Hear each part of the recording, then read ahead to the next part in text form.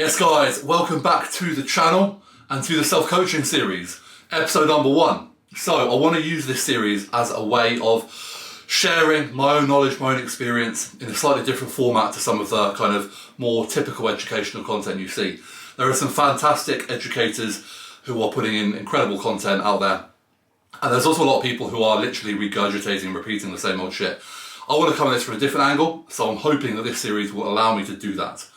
But for any coaches watching this thinking that I'm going to completely ruin their game plan, remember I'm also a coach, I make a living from coaching, so I'm not by any means kind of downplaying the importance of a coach. And in fact, that's one of the most important points I'm going to make in this episode.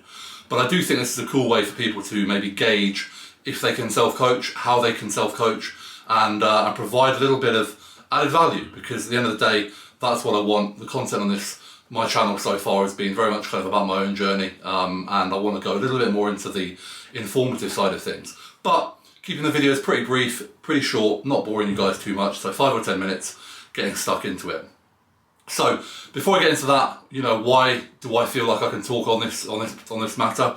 I've been self-coaching since the age of 24. I am now 36. I started competing at 22, so I did have a coach to begin with, and that was very important in my own personal development, physically and mentally. And within the last kind of decade, I've done 30 shows, 26 of them self-coached. I've won NABBA Mr. Britain, I've won NABBA Mr. Universe, amateur and pro. I've won NABBA Mr. Europe, and in 2022 I won my IFBB Pro card. Last year I competed in the Pro League and did, in my opinion, pretty respectedly. So I was really happy there. I've now stepped away from competing, so I thought what a perfect time to maybe share a bit of what I've gone through that could maybe help others, even if not from a self-coaching aspect, but from a, just learning and kind of using things that I've done and ways I do things and finding things out there. So I hope, it's useful, and we'll find out. But first and foremost, really, I want to talk about how do you know if you should even self-coach yourself? There's the kind of 3 points I want to cover. The first one is you need to be passionate about this sport. If you're not, then it's not going to work.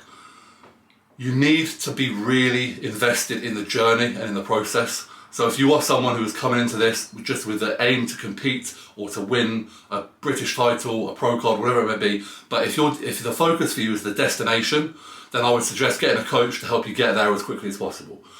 If you're someone who is very much invested in the process, in the journey, and loves that, then step up to the challenge and try self-coaching. That's kind of what I want to encourage people to think about doing.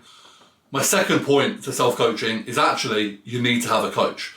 I don't think you can self-coach without any experience of what it is like being coached, because you need to kind of understand the process that someone takes you through and the way people make decisions. Now, some people may need 1, 2, 3, 4, 5 coaches before they feel ready to self-coach. Some people may only need 1.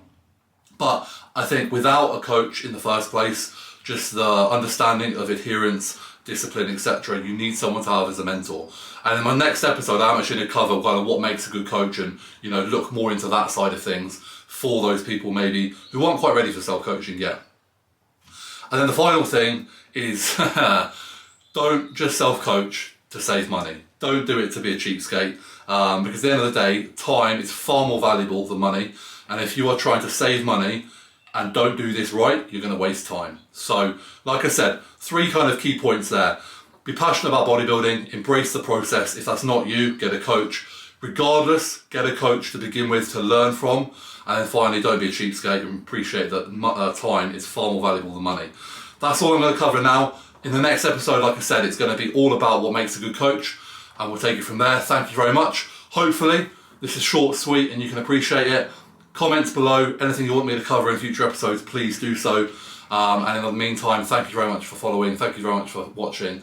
Like, comment, subscribe, and I will see you guys soon. Peace and love.